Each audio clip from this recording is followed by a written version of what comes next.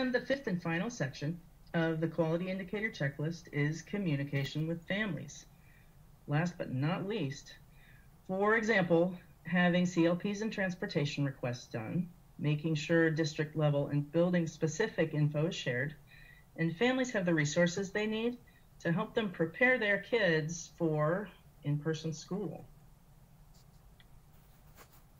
One illustration of communication with families: shared expectations around school attendance and mask wearing.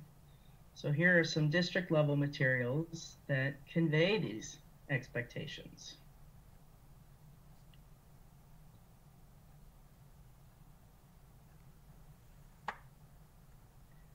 And here is an example of a social story that is part of the SOLS curriculum, part of it anyway.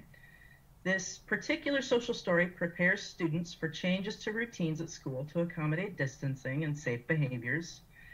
And this is the kind of resource that could be helpful to share with families of students who need extra preparation for changes to routines and how their classrooms will look in this new normal. And to some degree, we all need a little extra preparation for that. As we gear up for re-entry, we want to make sure that our classrooms are ready for our students and our students are ready for our classrooms. Thanks. Is that we are suggesting that you would review your behavior plans closely before you return to in-person instruction to identify if there's any types of interventions that were written in the past that may be more difficult or more challenging due to the current situation and conditions, and maybe need to problem solve around that. And then those students that may have been in process and you weren't able to really get that plan in place, but you know that there's a long duration of a certain behavior that is also going to be difficult, that you might really want to look at that process sooner than later. Because we all know, just as one of the quotes I looked at, that if we keep doing what we've been doing, we're most likely going to get the same response. So how can we anticipate some of those things and kind of get that preparation in place prior to students returning? So I think that there's a lot of concern and I am sure anxiety around these behaviors. I'm sure you've seen lots and lots of comics about it, but the idea of kids being back in the room and having to do things that none of us have practiced or are very comfortable with, keeping their masks on or all of those things, is definitely something that that we want to keep problem solving and supporting all of the folks in schools to look at how we're going to address. So some of the other places, again, like I said, this is not inclusive, but we've already started mapping out, like, what are you going to do to respond to that challenge behavior? Again, we're really focusing on that behavior that may not have been as concerning in the past, but now, due to wanting to keep social distance, wanting to have people wear masks, that they might become a little bit more intense. And I loved what Linda said about that hand washing piece too, and using that kind of having that a quick response for that, because that's one thing that you guys can control as adults. So that's kind of nice. But we've put some really some thought into those antecedent interventions, right? What are those things that we can do prior to the behavior occurring to make sure we don't even get there? How do we take what we learned and know in NCI to keep things at that lower level? And then what are those kinds of responses that you're using, and do we need to rethink them, or take an example like room clears, make sure we really have that space identified. What's our cleaning procedure going to be after a group has used it, and be ready to have those things in place so they're very easy to access. Because the biggest thing we all know is that we need to stay calm, and if we can really be calm in our responses, that will decrease that behavior occurring again, which is really where we're headed. Around mask wearing and breaks, we're really looking at pairing those mask wearing breaks with taking a water break, so they're at the same time. So it gives us a real practical reason to be pulling down that mask. That we are wanting people to start thinking about, what can you teach now when you're on your Zoom? Do we have kids putting on masks? That kind of thing. And then when there is still a problem, we want to figure out what's going on. We want to figure out the function of the kid's behavior, just like always, because that's our entry point into getting a change in behavior. And there will be like as we speak, I have a team of people that are working on a continued support, lesson plans, other pieces that we hope to make available as early as the beginning of next week.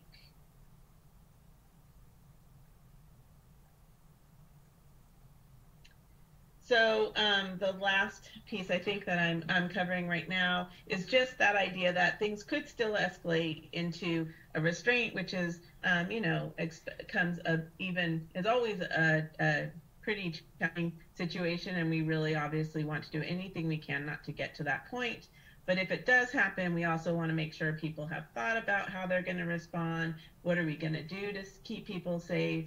And there's a whole bunch of guidance around how do you prepare for that? And it's really that idea that I might be dealing with something, I might have to go in and deal with it immediately, but can my colleagues get their PPE on that they need to feel safe and get in there and trade out?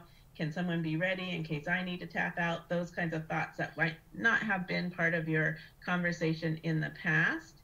And we really want to think again about how not to get there, and then how are we going to support kids educationally to get to a point where these behaviors are not going to happen as much. I have a link in there. Obviously, we have our Support Central site as always.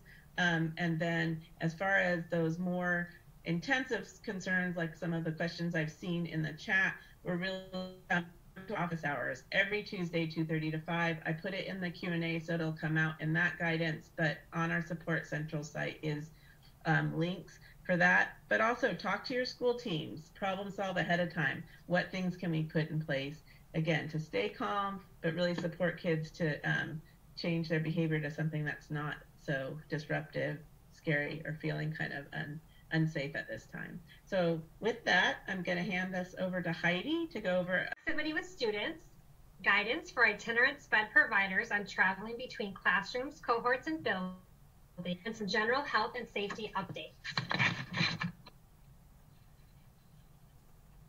Go ahead, Sean. All right, so by now you've likely heard many times that physical distancing combined with mask wearing and hand washing is the most effective way to reduce transmission of COVID-19 and other illnesses.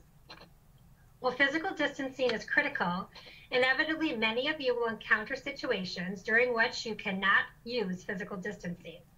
For example, personal care activities like diapering and toileting may require that you work in close proximity with your students.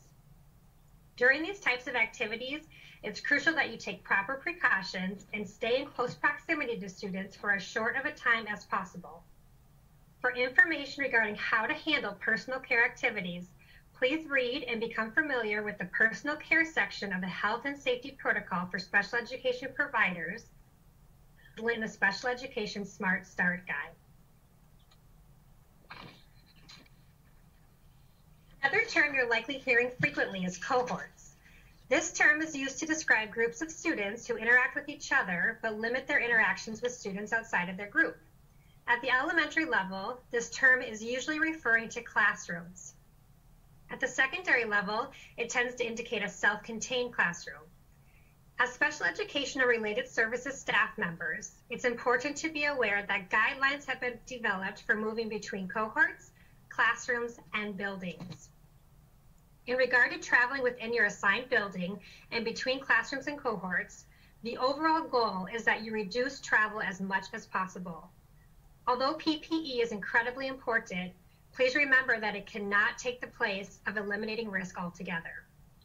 When making decisions about how therapy should be implemented, providers should follow the decision tree for service delivery, which has been updated recently and is linked in the travel guidance for SPED providers, which is in the Special Education Smart Start Guide. If it's determined that direct, synchronous services are required for a student, providers should refer to the services and associated risk levels chart, which will be shown on the next slide, to select the service delivery model that provides the least risk while supporting progress on IEP goals and objectives. Please note that at this time, while ASD is in the medium risk level, pulling students from different cohorts into small groups is not recommended. Furthermore, if you determine that students from different cohorts must be pulled together, students are required to maintain 6 feet of distance between each other at all times. In regard to traveling between buildings, the overall goal is to reduce travel as much as possible. Providers and educators are encouraged to build their schedules so that they chunk their time in patient or reduce the frequency of traveling between buildings.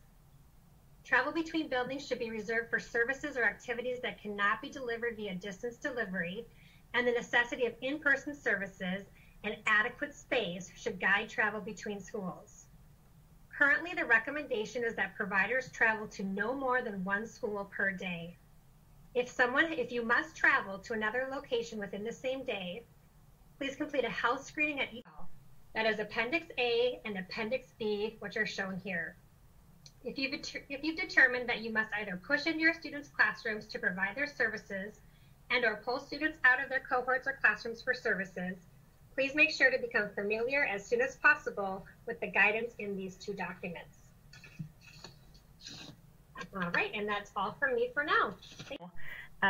Our CLPs were developed with flexibility in mind when we made them, and so at the current time, it looks like our return to in-person learning will closely match the medium-low category.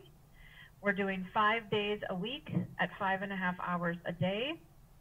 And so we should be able to follow the medium-low category or stay in the high category, depending on the grade level, program, and what stage we're in during the reentry. If, though, the current CIP is not working, please do meet with parents to discuss and make a new plan if needed. The CLP PWN will be used for at least the remainder of the school year or until we advise you differently. So please make sure you are getting all of your CLPs put into review as soon as you can after the conference is held. We have quite a few in draft yet, and we need to get those put into review ASAP, because if in the near future we need to make a change to them, we will need to have those all in review or finalized. All right, next. For the time being, the answer is no. Masks should not be removed for any type of therapy. Providers can consider using clear masks to facilitate articulation therapy, and these will be made available to providers in the near future. If a team determines that services will not be effective if a mask is worn, they should consider alternative modalities for therapy, such as teletherapy. In terms of evaluations and the need to remove masks temporarily and briefly, our ASD Health Services Department has stated that if a provider is wearing a face shield and a plexiglass divider is being used, the provider and/or the student may temporarily remove their masks as long as they are using appropriate physical distancing. If the evaluator is using a humanity shield, he or she is not required to wear a mask. Additionally, the student can temporarily remove his or her mask if the evaluator is also using a plexiglass shield. It's important that masks are only removed for a short period of time and only as long as necessary to complete the specific assessment tasks. Another question that's commonly asked and that's been addressed throughout this webinar is if there's a protocol in place to support safe movement of students and staff throughout school buildings each day. Overall, the goal is to reduce travel throughout buildings as much as possible. The decision tree for service delivery should be used as a guide to making decisions about how to best implement therapy and services. If direct services are required, when planning therapy and teaching, providers should refer to the services and associated risk levels chart to select the service delivery model that provides the least level of risk. Additionally, the push-in session recommended protocol and the pull-out session recommended protocol charts should be used to guide providers in preparing for push-in and pull-out services. Remember that while pulling students from different cohorts into small groups is not recommended while ASD is in the medium risk level, if students from different cohorts must be pulled together, they have to maintain 6 feet of distance between each other at all times. One last question that's been frequently asked throughout the past few months, and that's been addressed throughout this webinar, is how to safely prepare yourself, your students, and your space for push-in and or pull-out special education services. Once again, the push-in session recommended protocol and the pull-out session recommended protocol are Appendix A and Appendix B of the Health and Safety Protocol for Special Education Providers document. Please make sure to become familiar with this guidance as soon as possible.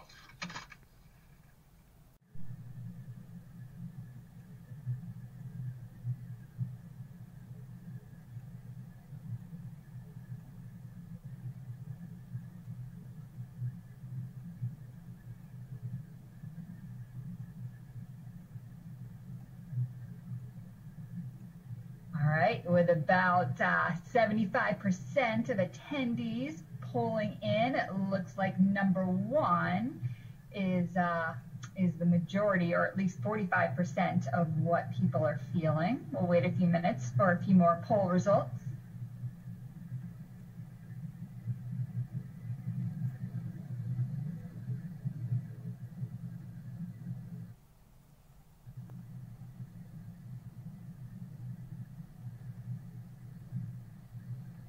All right, it's looking like about half of you really resonate with gift number one. Thanks for giving us that feedback.